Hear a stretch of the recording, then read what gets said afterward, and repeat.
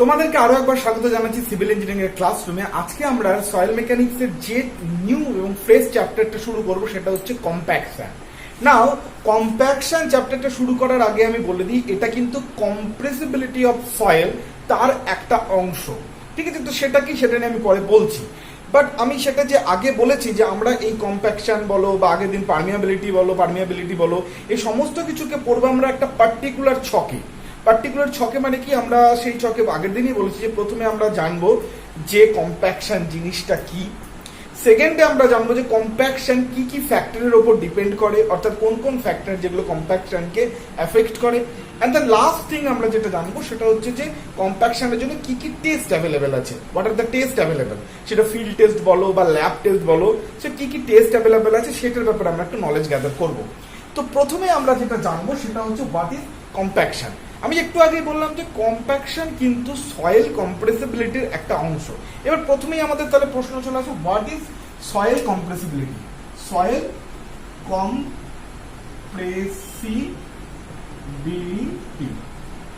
Compressibility বলতে কি বোঝো? তো আমি কম্প্রেসিবিলিটি নিয়ে আমি আগেও একদিন একটা আমার ফ্লুইড মেকানিক্স একটা ক্লাসে আমি বলেছিলাম বাল্ক মডিউলস বোঝাতে গিয়ে, যে কম্প্রেসিবিলিটি হচ্ছে এমন একটা প্রপার্টি যে এক জিনিস যে প্রপার্টিটা একটা কোনো ম্যাটেরিয়ালের মধ্যে থাকলে আমরা যদি তাকে প্রেসার করি অর্থাৎ কম্প্রেশন করি তাহলে তার ভলিউমটা কমে যায়, অর্থাৎ তার আয়তন কমে যায়। ধরো তুমি একটা রবারের একটা এত বড় একটা টুকরো নিলে, এবার সেই রবারের টুকরোটাকে যদি দুদিকে তুমি প্রেস করো তাহলে কি হবে, দেখবে তার ভলিউম কিন্তু একটু করে কমছে। So this is called the compressibility. অর্থাৎ কম্প্রেসিবিলিটি মানে হচ্ছে যেটা হচ্ছে যে জিনিসটার মধ্যে দিয়ে বা যে ধর্মটার মধ্যে দিয়ে কোনো একটা বস্তু তার আয়তনকে কমায়।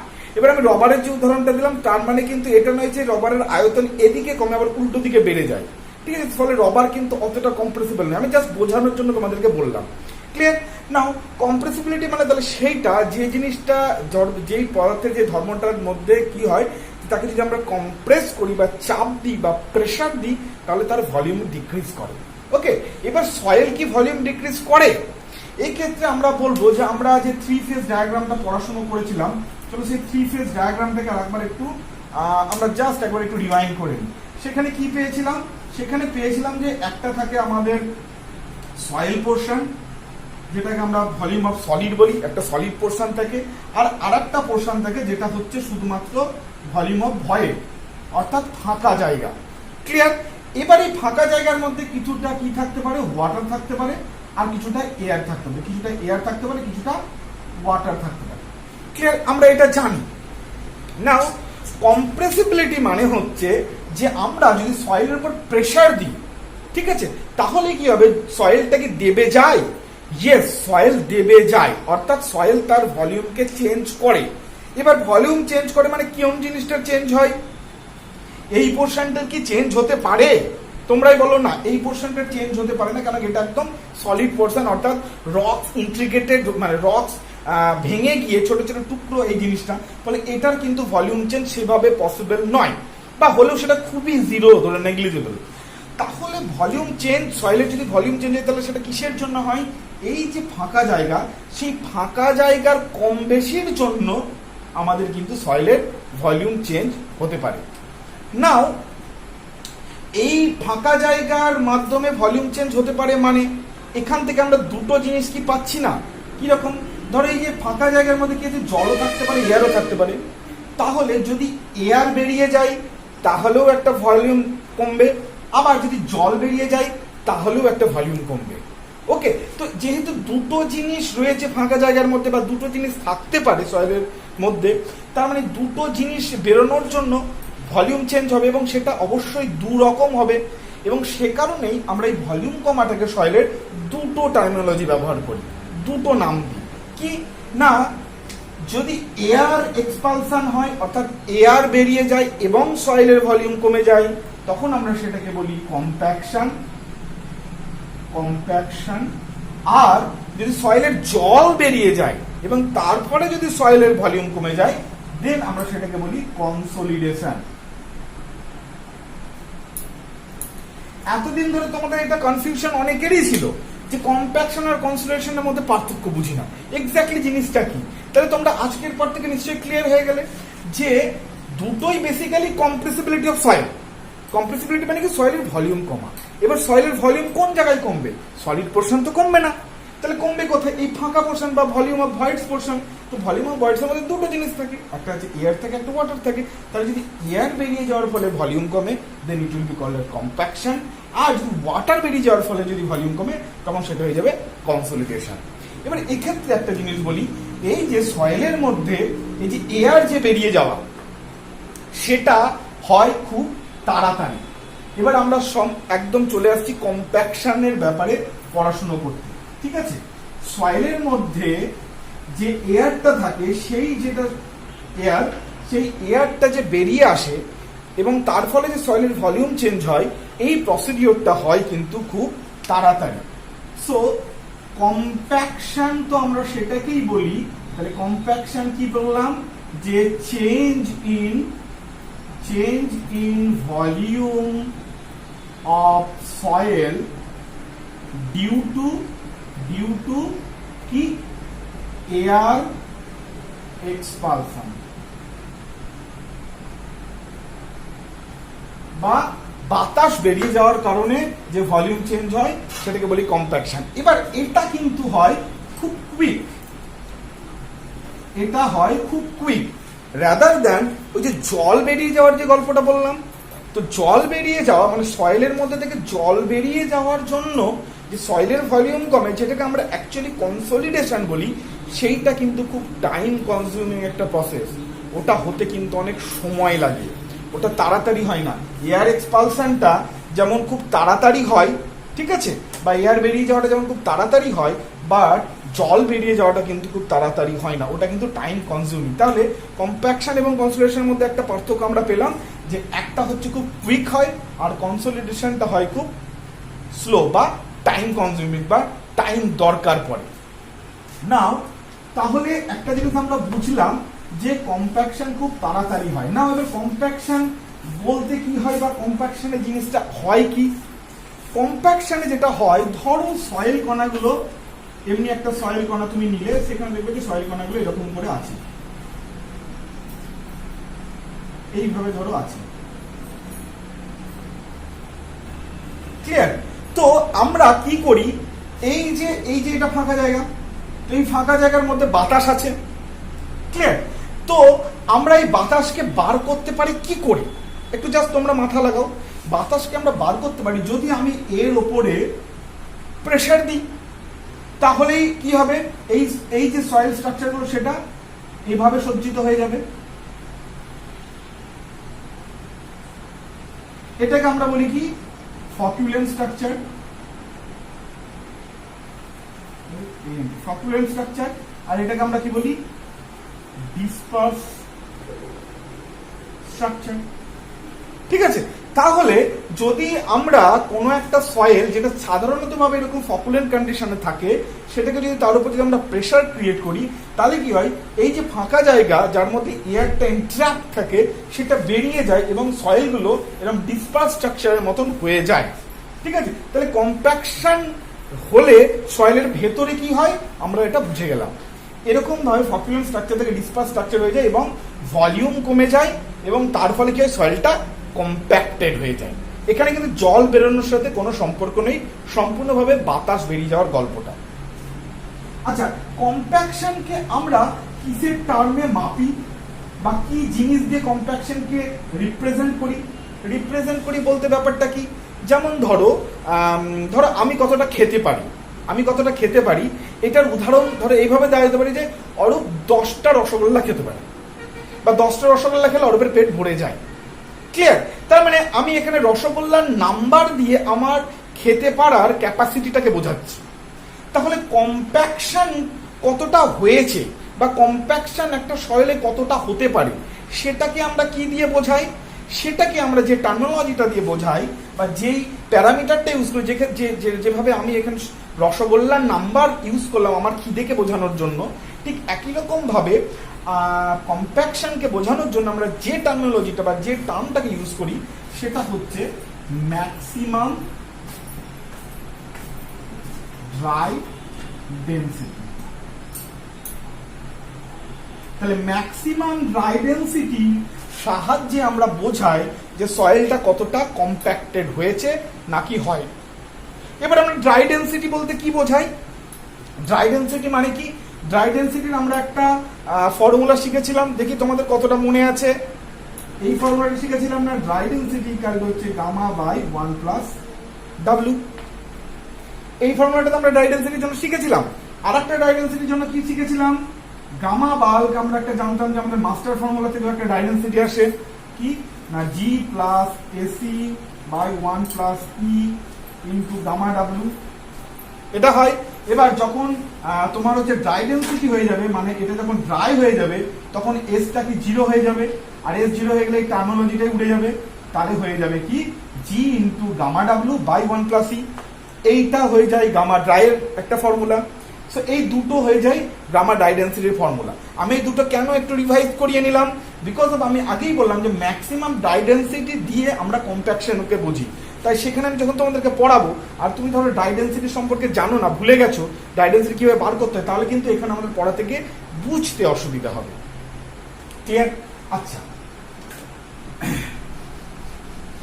ড্রাই ডেন্সিটি আমরা বার করি বা ড্রাই ডেন্সিটির মাধ্যম দিয়ে আমরা কম্প্যাকশনকে বোঝাই। বাট একটা জিনিস খেয়াল করো, যখন কম্প্যাকশনের সংজ্ঞাতে আমরা কি বলেছি, কম্প্যাকশনের সংজ্ঞাতে বলেছি যে আমরা সমস্ত এয়ারটাকে বার করে দেব, সমস্ত এয়ারটাকে বার করে দেব।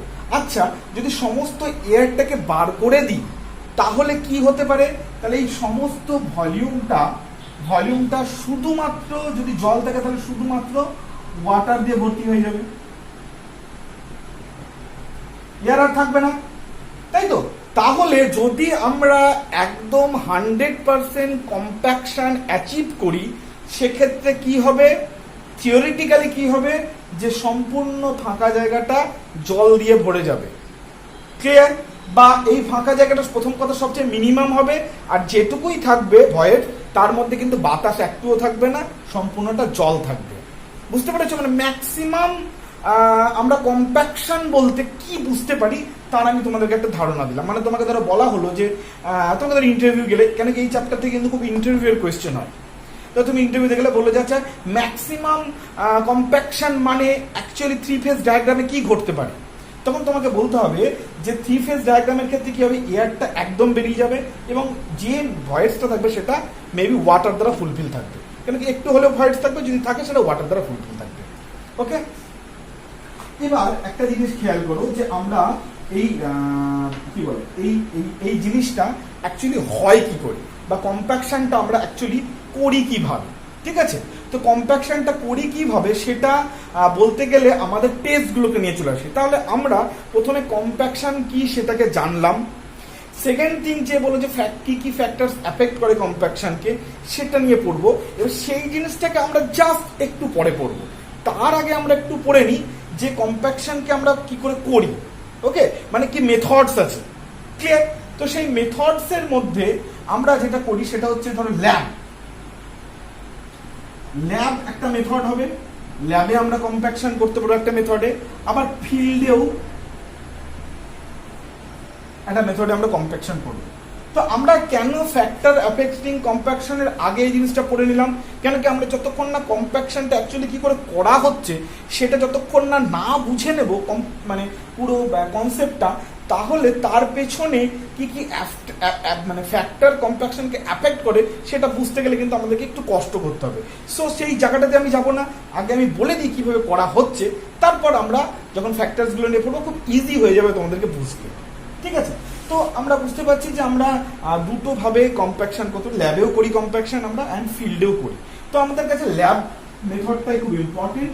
সো ল্যাবে আমরা কিভাবে করি সেটাকে চলো আমরা একটু জেনে নিই। তো ল্যাবে আমরা মূলত দুটো প্রসেসে করি। একটাকে বলা হয় কি লাইট কম্প্যাকশন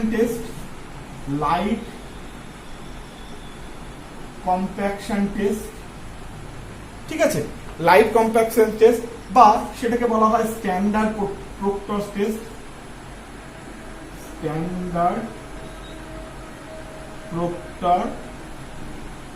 টেস্ট, আর দুই নম্বর হচ্ছে কি heavy compaction test. Heavy compaction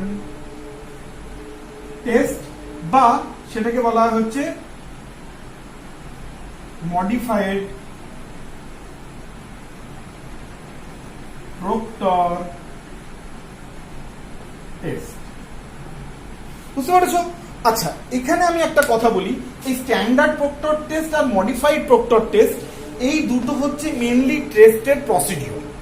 ঠিক আছে, মেনলি টেস্টের প্রসিডিউর এটা। বাট আমাদের ইন্ডিয়ান স্ট্যান্ডার্ড কি করেছে, এখানে কিছু জিনিস একটু মডিফাই করেছে, দুই একটা জিনিস একটুখানি মডিফাই করেছে। মডিফাই করে Indian as per Indian standard এই টেস্টগুলো একটু পাল্টে গেছে। তো স্ট্যান্ডার্ড টেস্টটা একটু পাল্টে গেছে, সেটাকে আমরা লাইট কম্প্লেকশন টেস্ট বাই আইএস করি, আইএস মেথড অনুযায়ী লাইট কম্প্লেকশন টেস্ট বলি। এবং এই মডিফাইড প্রক্টর টেস্টটাকেও হালকা একটু চেঞ্জেস আনা হয়েছে কিছু তার প্যারামিটারসগুলোর মধ্যে, এবং সেটাকে আমরা heavy compaction test by IS recommendation বলি। তাহলে বুঝতে পারছো, লাইট কম্প্যাকশন টেস্ট একটা আইএস মেথডের বা আইএস রিকমেন্ডেশনের মাধ্যম দিয়ে হয়, আর আরেকটা হচ্ছে স্ট্যান্ডার্ড প্রক্টর টেস্টের মাধ্যমে। আর হেভি কম্প্যাকশন টেস্টটা মডিফাইড প্রক্টর টেস্টের মাধ্যম দিয়ে হয়, আবার একটা আইএস রিকমেন্ডেশনের মাধ্যম দিয়ে হয়। ব্যাপারটা বুঝতে পেরেছো? দুটো জিনিস বা দুটোর মধ্যে পার্থক্য কি বা কি জিনিস ব্যাপারটা। এবার চলো যে স্ট্যান্ডার্ড প্রক্টর টেস্টটা প্রথমে আমরা জেনে নিই এবং পাশাপাশি জানি, তাহলে জিনিসটা কিন্তু বুঝতে সুবিধা। এক্ষেত্রে আমি বলি এই ডেটাগুলো কিন্তু তোমাদেরকে একটু মনে রাখতে হবে, কষ্ট করে হলেও তোমাদেরকে কিন্তু একটু মনে রাখতে হবে, কেন কি এখান থেকে কিন্তু প্রশ্ন আসতে পারে। আচ্ছা, জিনিসটা কি করে করা হয়, ছবিটা না আঁকলে তোমাদের একটু বুঝতে অসুবিধা হবে টেস্টটা। আচ্ছা, টেস্টটার ব্যাপারে একটু জেনে নাও, কেন কি বলতো, এই জিনিসটা পরীক্ষাতে যেমন লাগবে, তার সাথে সাথে তোমরা যখন সিভিল ইঞ্জিনিয়ার হিসেবে যখন মাঠে কাজ করবে, কোনো না কোনো ভাবে তো কোনো না কোনো দিন তো কাজ করতেই হবে, সেখানে তো কোনো ছাড় নেই। তো তখন কিন্তু তোমাদেরকে এই জায়গাটাতে কিন্তু ডিল করতেই হয়। তুমি ল্যাবে টেস্ট করলে এই জায়গাটা সম্পর্কে জানতে হবে, তুমি যদি ফিল্ডে কাজ করো তবেও এই জায়গাটা সম্পর্কে তোমাকে জানতেই হবে, বিকজ কম্প্যাকশন হচ্ছে মোস্ট ইম্পর্টেন্ট একটা ফেনোমেনা, যেটা আমাদের ফিল্ডে কোনো না কোনো কাজ করতে গেলে করতেই হয়। ওকে, সো ক্ষেত্রে কি করা হয় হচ্ছে, এক্ষেত্রে এরকম একটা মোল্ড থাকে, ঠিক আছে। এই মোল্ডের যে আয়তন হয়, যদি আমরা স্ট্যান্ডার্ড প্রক্টর টেস্ট বলি, এসপিটির ক্ষেত্রে যদি বলি, তাহলে এইটার আয়তন অর্থাৎ ভলিউম হয় কত, ভলিউম হয় হচ্ছে 945 সিসি। আচ্ছা, এটা যদি আইএস রিকমেন্ডেশনে হয়, যদি হয় তাহলে সেটা কিন্তু হয়ে যায় 1000 সিসি। এটার একটা ছোট্ট তোমরা না ছক করে নাও যে এসপিটি হচ্ছে এসপিটির কি কি তোমার জিনিস প্যারামিটার, আর হচ্ছে আইএস স্পেসিফিকেশনে সেম টেস্টের কি কি প্যারামিটার, আবার মডিফাইড প্রক্টর টেস্টের কি কি প্যারামিটার, আর আইএস স্পেসিফিকেশনেই মডিফাইড প্রক্টর টেস্টের বা হেভি কম্প্যাকশনের কি কি প্যারামিটার, একটা দুটো এরকম প্যারালালি ছক করে নাও এবং তোমাদের নোট খাতার মধ্যে লিখে নাও। তাহলে তোমরা জাস্ট একবার দেখবে পুরো ব্যাপারটা মনে পড়ে যাবে, কেন কি এইখান থেকে ডেটা ওয়াইজ কোয়েশ্চেন হয়, ডেটা নিয়ে প্রশ্ন করে কিন্তু। ক্লিয়ার? তাহলে এটার ভলিউম যদি এসপিটিতে করি তাহলে হয়ে যাবে, ভলিউম হয়ে যাবে 945 সিসি, আর যদি আমরা আইএস মেথডে করি তাহলে হচ্ছে 1000 সিসি। এখানে আরেকটা জিনিস আমি বলে রাখি, একটা প্রশ্ন অনেক সময় আসতে পারে, এই যে সয়েলের এই টেস্ট বলো, মেটেরিয়ালের সয়েলের এই টেস্ট বা বিভিন্ন যে মেটেরিয়াল সয়েলের যে বিভিন্ন অন্যান্য যে টেস্টগুলো হয়, সেক্ষেত্রে আমরা কোন আইএস ফলো করি বলো তো, 2720। এইটা অনেক সময় প্রশ্ন আসে যে এই প্রক্টর টেস্ট, তারপরে যে স্যান্ড রিপ্লেসমেন্ট প্রসেস বা অন্যান্য যে আমরা ডেন্সিটি বার করে হ্যান্ড ত্যান সয়েলের যে অন্যান্য অনেক যে টেস্ট হয়, তার ম্যাক্সিমামটাই হয় কিন্তু আইএস 2720 এই কোডটাকে ফলো করে। অনেক সময় এখান থেকে প্রশ্ন আসতে পারে, 2720 কোডকে ফলো করে কিন্তু এগুলো হয় না। এবার চলে আসি আমরা কাজে। তো আমরা এসপিটিতে কি করি, প্রথমে একটা আমরা সয়েল লেয়ার নিই, ঠিক আছে, সেটা হচ্ছে একটা লেয়ার অফ সয়েল লেয়ার নিলাম, তারপর আর একটা লেয়ার অফ নিই, তারপর আর একটা, টোটাল আমরা 3টে লেয়ার সয়েল নিই, 3টে লেয়ার অফ সয়েল নিই। তাহলে 3টে লেয়ার অফ সয়েল নিই, প্রত্যেকটা লেয়ারে আমরা কটা করে ব্লো দিই, 25টা করে ব্লো দিই। কিসের মাধ্যমে ব্লো দিই, একটা র্যামারের মাধ্যমে, ঠিক আছে। আমরা যেমন বাড়িতে যেমন দরমুজ করি, ঠিক আছে, সেই র্যামারের মাধ্যম দিয়ে আমরা ব্লো দিই। সেই র্যামারটার ওজন কত হয়, সেই র্যামারটার ওয়েট কত হয়, যদি এসপিটি মেথডে বলি তাহলে র্যামারের ওজন হবে, যদি এসপিটি মেথডে বলি তাহলে র্যামারের ওজন হবে 2.5 কেজি। আর যদি আইএস মেথডে বলি তাহলে র্যামারের ওজন হবে 2.6 কেজি। ওকে, আমি এগুলো করাচ্ছি, যদি তোমরা ডেটাগুলো একটু ঘরে চেক করে নেবে বই খুলে, ঠিক আছে, তাহলে দুটো কাজ হবে, তোমাদের বইটা দেখাও হয়ে যাবে। আর যদি কোথাও ভুল থাকে, হতে পারে কেন এগুলো মনে রাখার ব্যাপার, মনে ভুলে যেতেই পারি, কেন আমরা কেউ কম্পিউটার নয়, ঠিক আছে। তো 2.5 কেজি, একটা হচ্ছে 2.6 কেজি, ক্লিয়ার? আচ্ছা, এবার এই যে র্যামারটা আমি কত উঁচু থেকে মারবো, কেন কি এটা আমি ইম্প্যাক্ট এনার্জি দিচ্ছি, এইভাবে দিচ্ছি মানে ইম্প্যাক্ট এনার্জি। এবার যদি আমি এত দূর থেকে মারি, ধরো এই হাইট থেকে যদি ইম্প্যাক্ট দিই তাহলে তার একটা ইম্প্যাক্ট হবে, আর যদি এই হাইট থেকে ইম্প্যাক্ট দিই তার একটা ইম্প্যাক্ট হবে, বুঝতে পারি? তাহলে ইম্প্যাক্টের ডিফারেন্স হতে পারে, তাহলে এখানে হাইটটাও কিন্তু ম্যাটার। তো এক্ষেত্রে আমরা এসপিটিতে যেটা আমরা হাইট যেটা দিই বা ড্রপ যেটা করি, ড্রপ হাইট যেটা করি, ড্রপ হাইটটা সম্ভবত এটা 12 ইঞ্চ হয়। এটা আমি বারবার করে বলছি, এটা কিন্তু বই খুলে একবার চেক করে নেবে, ঠিক আছে। আর এটা হয়ে যায় সম্ভবত 310 বা 31 সেন্টিমিটার, ঠিক আছে। তাহলে র্যামারের হাইট হয়ে গেল আই স্পেসিফিকেশন এবং এসপিটিতে, এবং ড্রপের হাইটটাও হয়ে গেল, ক্লিয়ার? এবার হয়ে যাওয়ার পর আমাদের এটা যখন হয়ে গেল, তারপরে কি করি আমরা, এর ডেনসিটি বার করি। এর ডেনসিটি মানে কি, এর মাস বাই এর ভলিউম তো আমরা জানি, যদি এসপিটিতে 950, তাহলে এর যে ওয়েট হবে বা এর যে মাস হবে, সেই মাসকে যদি আমরা ভলিউম দিয়ে ভাগ করে দিই তাহলে আমরা ডেনসিটি পেয়ে যাব। বা ওয়েট যদি করি, তাহলে ওয়েটকে যদি আমরা ভলিউম দিয়ে ভাগ করি তাহলে আমরা কি পেয়ে যাবো, বাল্ক ইউনিট ওয়েট পেয়ে যাবো, ক্লিয়ার? বাল্ক ইউনিট ওয়েট পেয়ে যাবো। এবার এই সয়েল থেকে আমরা একটু স্যাম্পল কালেক্ট করে তাই যদি ওয়াটার কন্টেন্ট বার করে নিতে পারি, তাহলে কি পেয়ে যাব, তাহলে আমরা যেটা পেয়ে যাব সেটা হচ্ছে, সেটা কি পেয়ে যাব হচ্ছে গামা ডি ইকুয়াল টু হচ্ছে গামা বাল্ক ডিভাইডেড বাই 1+। এটা করে আমরা ড্রাই ডেনসিটি পেয়ে যাবো, ক্লিয়ার? যেটা আমরা চাইছিলাম, আমরা তো চাইছিলাম যে আমরা ড্রাই ডেনসিটি বার করবো।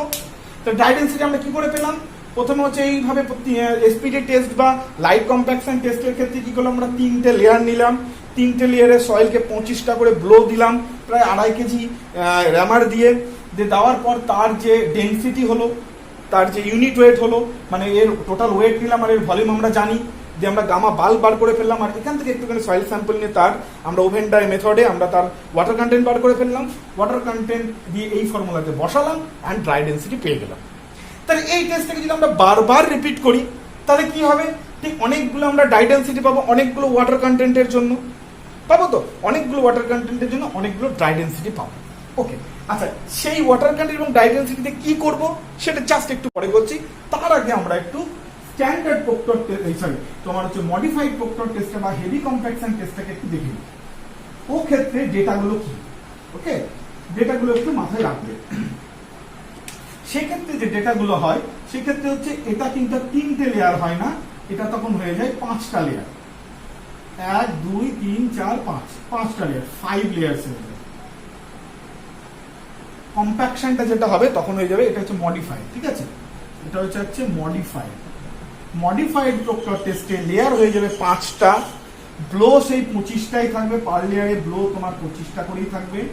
শুধু এখানে কি হবে না, ওই যে আমরা যে র্যামারটা ইউজ করছি সেই র্যামারের ওজনটা বেড়ে যাবে, তো যদি আমরা মডিফাইড প্রক্টর টেস্টে ধরি আর হচ্ছে আমাদের আইএস ক্লাসিফিকেশনে যদি ধরি, তাহলে এখানে র্যামারের ওজন এখানে হবে সম্ভবত 4.5 কেজি, আর এটা হবে হচ্ছে 4.9 কেজি, ঠিক আছে। আর এই যে ফল হবে, ড্রপটা হবে এটার ক্ষেত্রে হবে 18 ইঞ্চি, আর এটার ক্ষেত্রে হবে 45 সেন্টিমিটার।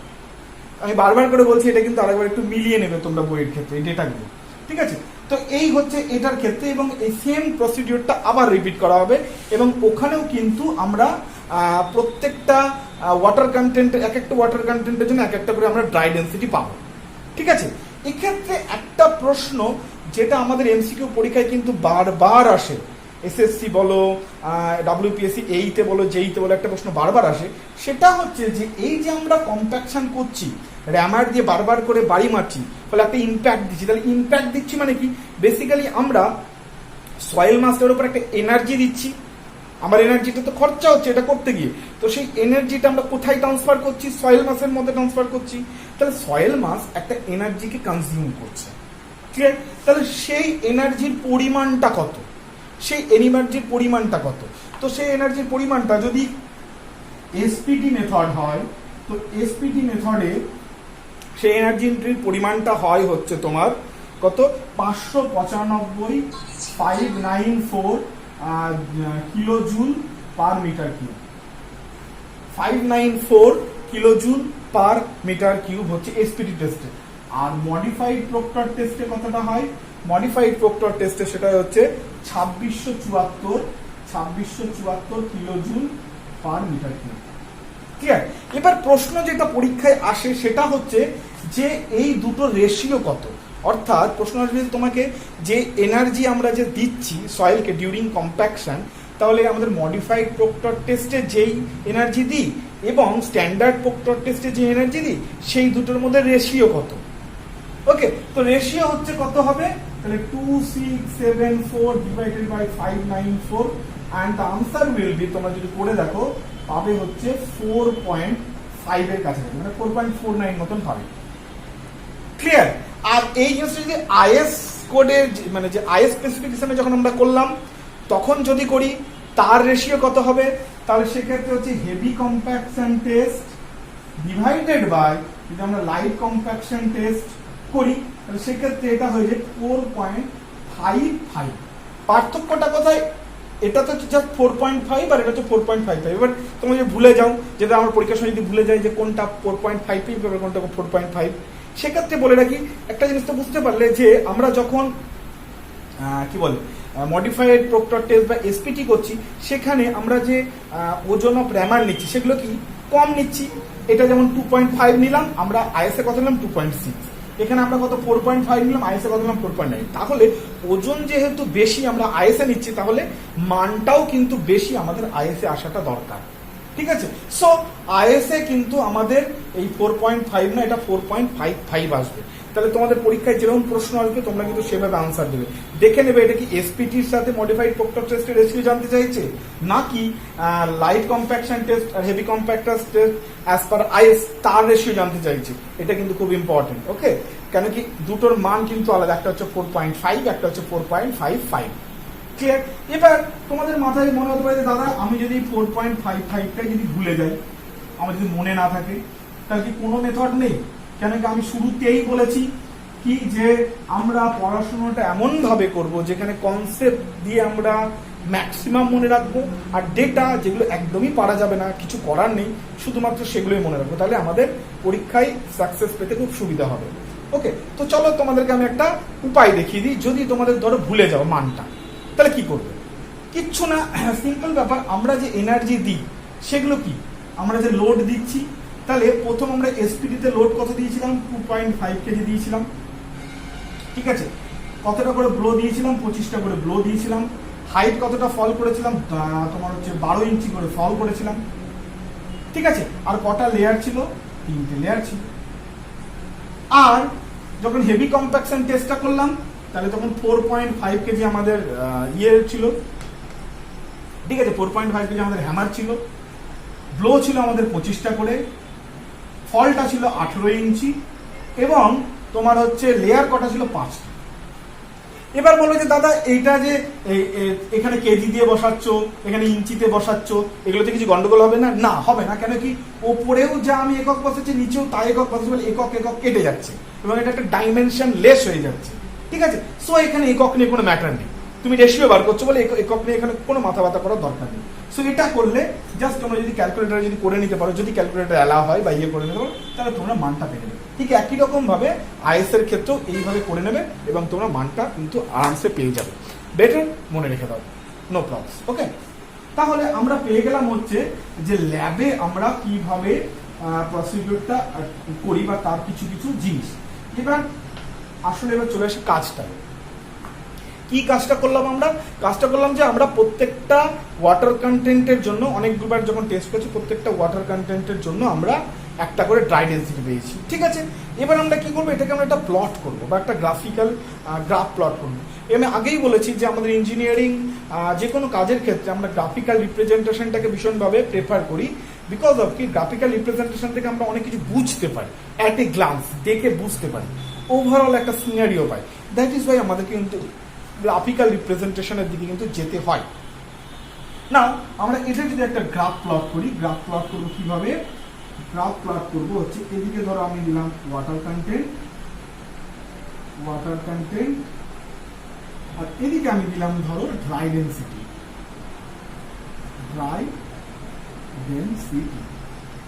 ঠিক আছে, তাহলে আমরা যে গ্রাফটা পাবো সাধারণ সয়েলের ক্ষেত্রে সেটা হয় এরকম একটা গ্রাফ। খুবই পরিচিত তোমাদের গ্রাফ, ঠিক আছে, তুমি খুবই জানো। ওকে, তো যে জিনিসটা এবার এই গ্রাফটা বলতে কি বোঝায়, কি জিনিস তোমরা দেখো, আমরা কি করলাম, আমরা যত এদিকে ওয়াটার কন্টেন্ট বাড়াচ্ছি, প্রথমে আমরা এই ওয়াটার কন্টেন্ট ধরে দিলাম, ধরো এটা 10%, ওয়াটার কন্টেন্ট দিলাম, তার জন্য একটা ড্রাই ডেন্সিটি পেলাম। ওয়াটার কন্টেন্টকে আমরা একটু বাড়ালাম, ড্রাই ডেন্সিটিও একটুখানি বেড়ে গেল।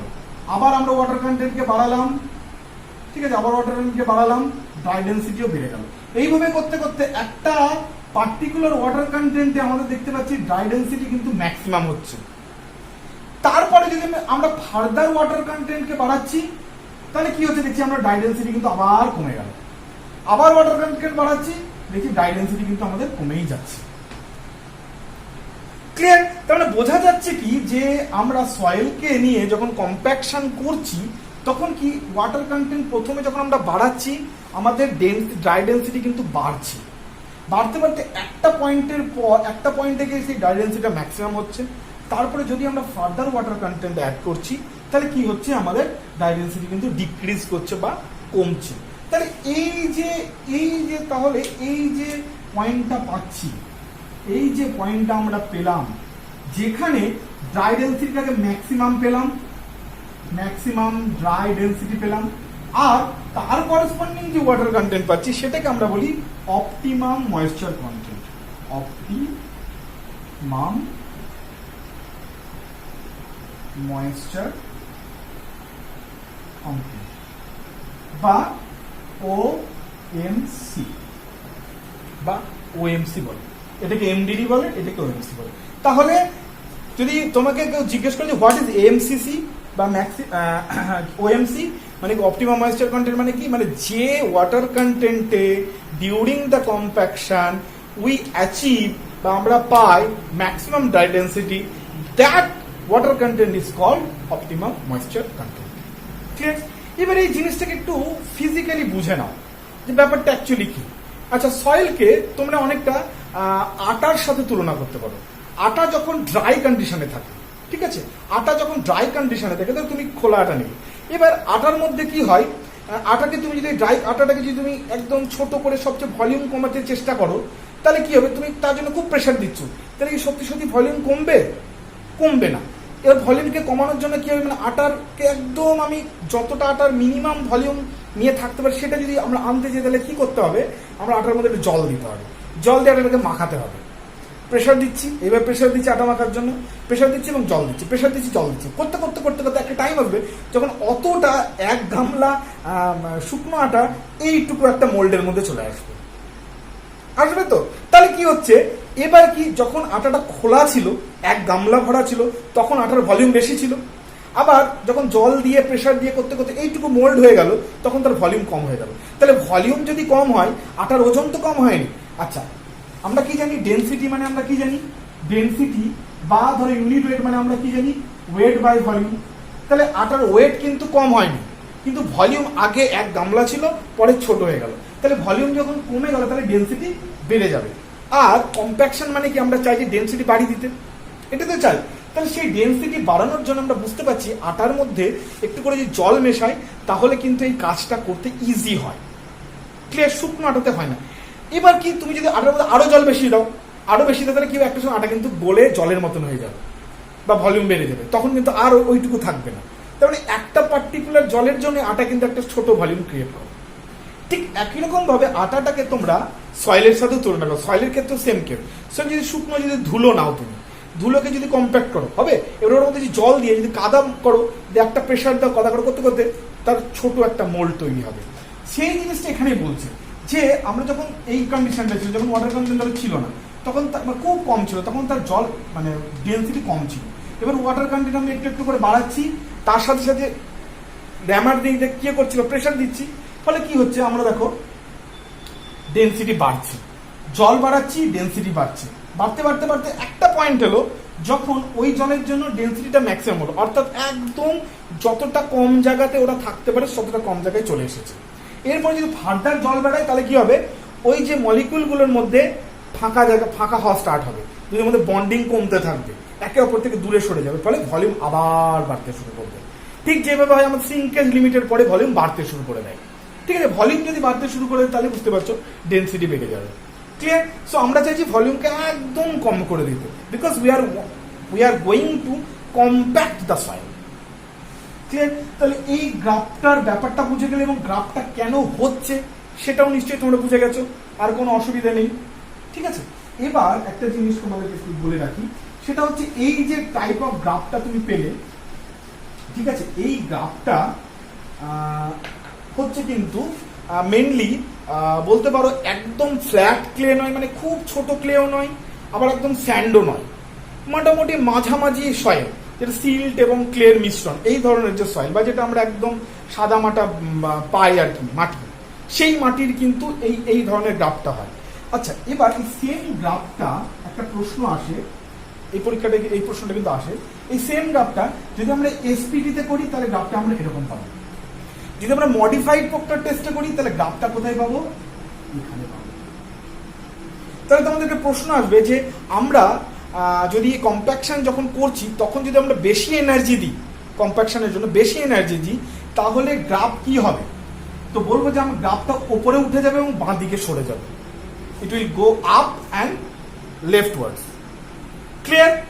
এরকম প্রশ্ন কিন্তু এসেছিল, আমার মনে হয় একবার না একবার হয়তো আসতে পারে, যে যদি আমরা compaction during compaction we are providing more energy, then কি হবে, গ্রাফ উপরে উঠে যাবে এবং বাঁ দিকে সরে যাবে।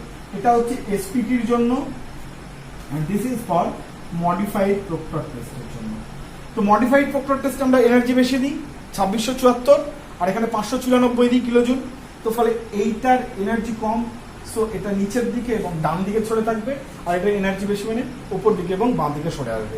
এই নিয়ে কিন্তু একটা প্রশ্ন হতে পারে। এবার একটা ব্যাপার হচ্ছে যে যদি ধরো সয়েলটা যেই রকম সয়েল বললাম আমরা তোমাকে, যে এই মানে মাটি যেটা সিল্ট আর ক্লের বেসিক্যালি মিশ্রণ, এরকম মাটি না হয়ে যদি স্যান্ড হয়, প্লেন ধরো তোমাকে কোহেশন লেস সয়েল দিল, তার ক্ষেত্রে কি হবে? কোহেশন লেস সয়েলের ক্ষেত্রে, কোহেশন লেস সয়েলের ক্ষেত্রে যেটা হয় সেটা হচ্ছে আমরা যখন প্রথমে জল দিই, স্যান্ডের মধ্যে যখন আমরা একটুখানি জল দিই, কি হয় বলতো? মনে পড়ছে? বাল্কিং হয়, বাল্কিং অফ স্যান্ড হয়, এটা আমরা জানি। স্যান্ডের মধ্যে একটুখানি জল দিলে স্যান্ড ফুলে যায়। আচ্ছা, ফুলে যাওয়া মানে কি? ফুলে যাওয়া মানে হচ্ছে ওর ভলিউম বেড়ে যাওয়া। আর আমরা এখানে কি বার করছি? ডেনসিটি। সে ড্রাই বলো বা বাল্ক বলো, ডেনসিটি তো, কেন কি বাল্ক ডেনসিটি যদি বেশি নয় তাহলে ড্রাই ডেনসিটিও বেশি হবে না। ঠিক আছে, তাহলে ডেনসিটি বার করছি, density equal to weight by volume. তাহলে বাল্কিং অফ স্যান্ড যখন হবে তখন কি ভলিউম বেড়ে যাবে, তাহলে ভলিউম বেড়ে গেলে কি ডেনসিটি কিন্তু কমবে। তাহলে প্রথমে যদি আমরা অল্প একটু জল দিচ্ছি তাহলে কিছু ভলিউম বেড়ে যাচ্ছে, ডেনসিটি কমে যাচ্ছে। এবার এটা কতক্ষণ, বাল্কিং কতক্ষণ হয়? কিছুটা হয় 4 to 5% ওয়াটার মেশানো অবধি হয়, আমরা জানি। তারপরে যদি ফার্দার জল দিই তাহলে বাল্কিংটা ভেঙে যায়, বাল্কিং স্ট্রাকচারটা ভেঙে যায় এবং ও কিন্তু আবার আগের স্টেটে চলে আসে। তারপর আবার যদি জল দিই তখন কিন্তু আবার অ্যাকচুয়াল যে ফেনোমেনা সেটা হয়, অর্থাৎ ডেনসিটি বাড়ে আবার ইয়ে হয়। তাহলে যদি আমরা স্যান্ডের জন্য এই প্লটটা করি, প্লটটা যদি আমরা স্যান্ডের জন্য করি বা কোহেশন লেস সয়েলের জন্য যদি করি, তাহলে প্লটটা কি হবে বলতো? প্রথম দিকে এরকম একটু কমবে, ওয়াটার কন্টেন্ট বাড়ানোর সাথে এদিকে আমরা ওয়াটার কন্টেন্ট প্লট করেছি, এদিকে আমরা প্লট করেছি ড্রাই ডেনসিটি। তাহলে প্রথমে কিন্তু মানটা একটু কমবে, কমার পর আস্তে আস্তে আবার বাড়বে, এরকম একটা গ্রাফ হবে। এটা হচ্ছে স্যান্ডের জন্য। এই যে কেসটা হচ্ছে এটা হচ্ছে due to bulking of sand.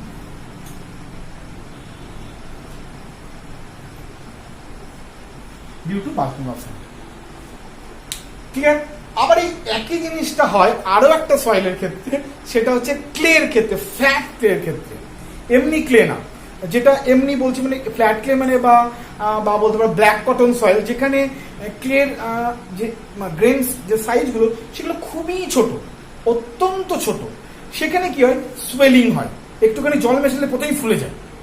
তো সেক্ষেত্রেও কিন্তু এই সেম টাইপ অফ কার্ভ আমরা পাবো যদি if it is a fat clay যদি হয়, ইচ্ছা করতে আমরা ভুল হয়েছে, যদি ফ্যাট ক্লে যদি হয় তাহলেও কিন্তু এরকম একটা গ্রাফ পাবো। ঠিক আছে, প্রথমে একটু কমবে পরে বাড়বে, বা নর্মাল যে ওএমসি এমডিডি যে আমাদের যে গ্রাফ হয় তার মতন হবে। ঠিক আছে, তাহলে ডিফারেন্ট ক্যাটাগরির জন্য কি হচ্ছে আমরা সেটা পেয়ে গেলাম। এখান থেকে আমরা আরো একটা জিনিস বুঝে গেলাম, সেটা হচ্ছে কি যে কি বলবো, যে আমরা ওয়াটার কন্টেন্ট যে কি কি ফ্যাক্টরের ওপর ডিপেন্ড করে, তার মধ্যে একটা জিনিস কিন্তু আমরা পেয়ে গেলাম যে অবশ্যই ওয়াটার কন্টেন্টের ওপর কিন্তু আমাদের ড্রাই ডেন্সিটি ডিপেন্ড করে বা কম্প্যাকশন ডিপেন্ড করে। তাহলে কম্প্যাকশন কোন কোন ফ্যাক্টরের ওপর ডিপেন্ড করে, 1 নম্বর আনসারটা আমরা পেয়ে গেলাম, সেটা হচ্ছে ওয়াটার কন্টেন্ট। কিভাবে ডিপেন্ড করে আমরা সমস্ত সয়েলের ক্ষেত্রে কিন্তু পড়ে নিলাম। ক্লিয়ার? ঠিক আছে, তো আজকে আমি আর লেকচারটাকে আর দীর্ঘায়িত করছি না। ঠিক আছে, কারণ কি বেশি লম্বা লেকচার তোমরা চাও একটু, বাট অসুবিধাটা কি হয় বলো তো, এগুলোকে এডিট করতে আপলোড করতে একটু সমস্যা হয়। সো ঠিক আছে, 40 মিনিটস 30-40 মিনিটের মতন লেকচার করেই আমি করবো। এর নেক্সট পার্টটা আমি খুব জলদি মানে একটু পরেই আপলোড করে দেবো। সো ডোন্ট ওয়ারি, দেখো এর পরের পার্টটা আমি খুব জলদি নিয়ে আসছি। তো যাই হোক, তো তোমরা যারা নতুন আছো তারা আমার চ্যানেলটাকে সাবস্ক্রাইব করো, আমার ভিডিওগুলোকে লাইক শেয়ার সবাই করবে এবং আমি একটু উৎসাহিত ফিল করবো তাহলে। আর সঙ্গে থাকো, আবার নেক্সট ভিডিওতে দেখা হচ্ছে, ততক্ষণের জন্য বাই।